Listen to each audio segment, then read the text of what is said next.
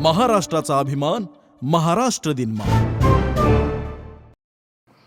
उत्तराखंडमधील हल्द्वानी इथल्या एका मैदानात काँग्रेसची सभा झाली। त्या सभेत काँग्रेसचे राष्ट्रीय अध्यक्ष मल्लिकार्जुन खरगे यांचं भाषण झालं। सभेनंतर 2 दिवसांनी रामलीला मैदानात हवन पूजन करून शुद्धीकरण करण्यात आलं। आपण दलित असल्यामुळेच हे शुद्धीकरण करण्यात आल्याचा आरोप मल्लिकार्जुन खरगे यांनी केला आहे। वहाँ पर हवन करने की क्या जरूरत थी? रामलीला मैदान है, पब्लिक मीटिंग होती है, हर पार्टी के लोग वहाँ करते हैं, लेकिन ये उनका जो उन्होंने किया, एक तो हिंदू धर्म के खिलाफ किया, दूसरा देश को डिवाइड करने का और जाति जातियों में झगड़ा लगाने का काम वो लोग कर रहे हैं। आणि देशाची एक जखम पुन्हा ठसठसायला लागली। या घटनेचा विचार केवळ हल्द्वानी इथल्या एका मैदानाच्या शुद्धीकरणापुरता मर्यादित करून पाहणं योग्य ठरणार नाही। या धर्म, जात, राजकारण, सार्वजनिक अवकाश आणि संविधानिक मूल्ये या 5ही गोष्टी एकाच वेळी समोर येतात। या घटनेचा राजकीय सामाजिक अर्थ शोधण्याचा प्रयत्न आपण या व्हिडिओच्या माध्यमातून करणार आहोत। नमस्कार, मी विजय चोरमारे, आपण पाहताय महाराष्ट्र दिनमान। काँग्रेसची विजय शंकनाथ सभा 8 ऑगस्टला हल्द्वानीतल्या रामलीला मैदानावर झाली आणि त्यानंतर 2 दिवसांनी म्हणजे 10 ऑगस्टला रामलीला मैदानात होम हवन करून शुद्धीकरण करण्यात आलं। श्री राम सेना धर्मार्थ सेवा न्यास या संस्थेनं हे सगळं केलं आणि त्या संस्थेचं म्हणणं आहे की रामलीला मैदानात धार्मिक सांस्कृतिक स्वरूपाचं कार्यक्रम होतात। त्या ठिकाणी काँग्रेसच्या सभेच्या दरम्यान आक्षेपार्ह घोषणा देण्यात आल्या आणि त्यामुळं आम्ही मैदानाचं शुद्धीकरण केलं। आता एखाद्या राजकीय सभेनंतर त्या व्यासपीठाचं शुद्धीकरण करण्याची गरज का भासली असा कुणाला असा प्रश्न निर्माण होतो। शिवाय शुद्धीकरण ही धार्मिक संकल्पना वापरणं अनेक प्रश्न निर्माण करते, कारण सार्वजनिक मैदान हे एखाद्या व्यक्तीचे किंवा पक्षाच्या धार्मिक मालकीचं ठिकाण नसतं, ते सर्व नागरिकांच्यासाठी उपलब्ध असलेला सार्वजनिक अवकाश असतो। मल्लिकार्जुन खरगे हे देशातल्या प्रमुख दलित नेत्यांच्यापैकी एक आहेत, त्यामुळं त्यांनी या घटनेकडे केवळ राजकीय अपमान म्हणून न पाहता अस्पृश्यतेच्या अनुभवाशी त्या आपल्या अनुभवाला जोडलेला आहे। खरगे यांनी कधीही आपल्या जातीच्या आधारे सहानुभूती मिळवण्याचा प्रयत्न केला नाही। खरगे यांचं बालपण, त्यांचा भूतकाळ ऐकल्यानंतर अंगावर काटा येतो, पण त्यांनी कधीही त्याचं भांडवल केलं नाही, राजकारणात तर अजिबात नाही। त्याचमुळं त्यांनी आज केलेल्या आरोपांच्याकडे गांभीर्यानं पाहावं लागतं। या प्रकरणामध्ये तथ्यांच्या पातळीवर 2 गोष्टी वेगवेगळ्या ठेवाव्या लागतात। एक म्हणजे संबंधित संस्थेनं शुद्धीकरण करण्यामागं धार्मिक सांस्कृतिक कारणं आणि कथित आक्षेपार्ह घोषणांचा दाखला दिला आहे। दुसरी म्हणजे खरगे यांनी या कृतीचा अनुभव जाती अपमान आणि अस्पृश्यतेच्या संदर्भात घेतला आहे। या दोन्ही दाव्यांची सरमिसळ करून थेट खरगे दलित असल्यामुळे शुद्धीकरण केलं असा निष्कर्ष काढणं योग्य ठरणार नाही असा युक्तिवाद केला जाईल, परंतु तो तकलादू ठरेल अशी वस्तुस्थिती आहे आणि ती कुणालाही नाकारता येणार नाही।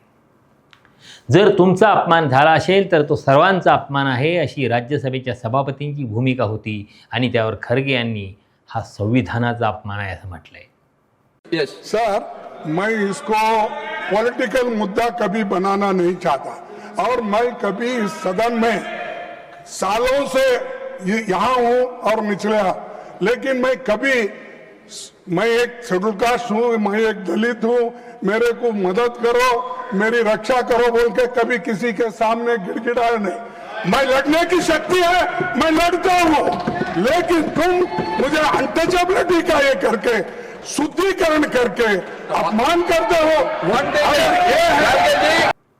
काँग्रेसने या घटनेचा संबंध भाजपशी जोडला आहे। भाजपवर देशाला जातीय आधारावर विभागण्याचा आरोपही करण्यात आला आहे। उपलब्ध माहितीनुसार श्री राम सेना धर्मार्थ सेवा न्यास या संस्थेनं हे शुद्धीकरण केले। उत्तराखंड भाजपने या संस्थेशी आपला संबंध नसल्याचं स्पष्ट केले, त्यामुळेच भाजपने शुद्धीकरण केलं असा थेट निष्कर्ष काढता येत नाही। परंतु हिंदुत्वाचे राजकारण करणाऱ्या सगळ्या संस्था एकाच छताखाली असतात आणि एकाच अजेंड्यावर काम करतात हे विसरून चालणार नाही। राज्यसभेतल्या विरोधकांच्या आरोपानंतर सभागृहाचे नेते केंद्रीय मंत्री जे.पी. नड्डा यांनी घटनेबद्दल खेद व्यक्त केला आणि भाजप अशा कृतींचं समर्थन करत नसल्याचं स्पष्ट केलं. जो माननीय खड़गे जी ने कहा है ये सच में बहुत ही दुखदाई विषय है और ये दुखदाई सिर्फ कांग्रेस पार्टी के लिए नहीं, ये दुखदाई हम सब के लिए है.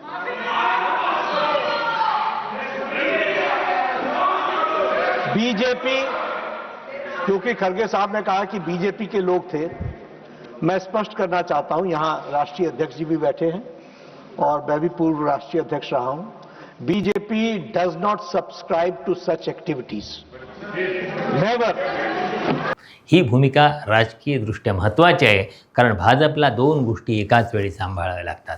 एकीकडे धार्मिक सांस्कृतिक भावनांशी जोडलेला आपला राजकीय आधार आहे तो तुटू नये याची काळजी घ्यावी लागते, आणि दुसरीकडे संविधानिक समानता आणि अस्पृश्यतेच्या विरोधाच्या भूमिकेची सार्वजनिक बांधिलकीही टाळता येत नाही.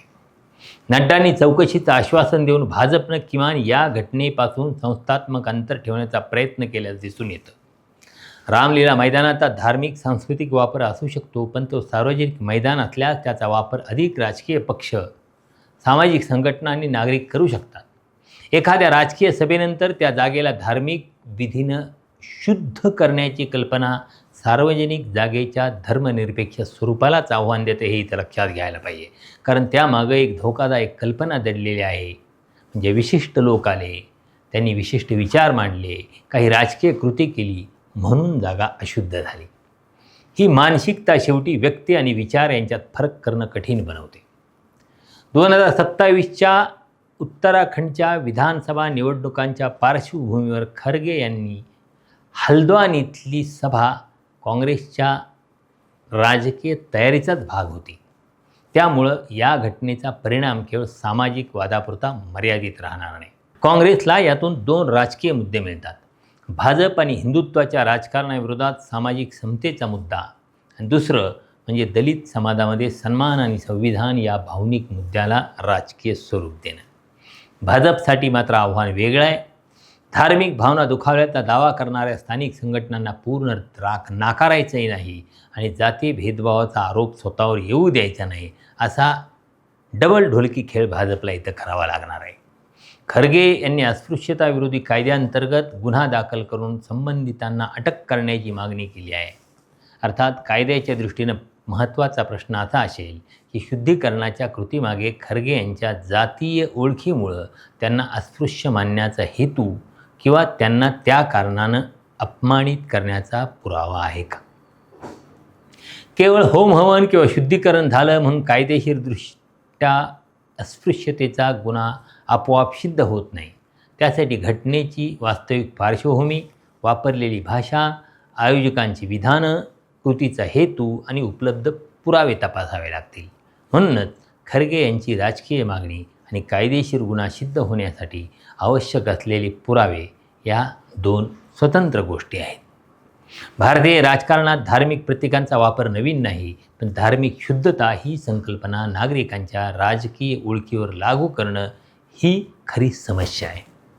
लोकशाहीत मतभेद असू शकतात, तीव्र राजकीय संघर्ष असू शकतो, पण एखाद्याच्या उपस्थितीमुळे एखादी जागा अपवित्र झाली अशी सार्वजनिक प्रतिमा निर्माण होणं ही सामाजिक समतेच्या दृष्टीनं चिंताजनक गोष्ट आहे. हल्द्वानीचा हा वाद प्रत्यक्षात 3 वेगवेगळ्या भारतांच्या मधला संघर्ष दाखवतो. एक भारत धार्मिक आणि सांस्कृतिक प्रतीकांना सार्वजनिक जीवनाच्या केंद्रस्थान ठेवू इच्छितो. दुसरा भारत जातीय भेदभावाच्या इतिहासातून बाहेर पडून समान नागरिकत्वाचा आग्रह धरतो. आणि तिसरा भारत या दोन्हींच्या मध्ये उभा राहून सार्वजनिक संस्था, मैदानं आणि राजकीय अवकाश हे सर्व नागरिकांचे समान क्षेत्र असावे अशी संविधानिक भूमिका मांडतो. म्हणूनच या प्रकरणात मूलभूत प्रश्न असा आहे की भारतीय लोकशाहीत राजकीय मतभेदांचा शेवट शुद्ध अशुद्ध अशा सामाजिक धार्मिक भाषेत होणार आहे की समतेच्या संविधानिक भाषेत होणार आहे. हल्द्वानीतल्या रामलीला मैदानावरचा तुलनेने छोटा वाटणारा वाद स्थानिक राहत नाही तो त्यामुळेच. जात, धर्म, सार्वजनिक अवकाश आणि संविधानिक नागरिकत्व यांच्या संघर्षाचं तो प्रतीक बनू शकतो. स्वातंत्र्याच्या 8 दशकानंतरसुद्धा देशात किती बुरसटलेली मानसिकता आहे याचं दर्शन या प्रसंगातून घडतं. या बुरसटलेल्या मानसिकतेला कोण खतपाणी घालतं आहे हाही प्रश्न आहेच.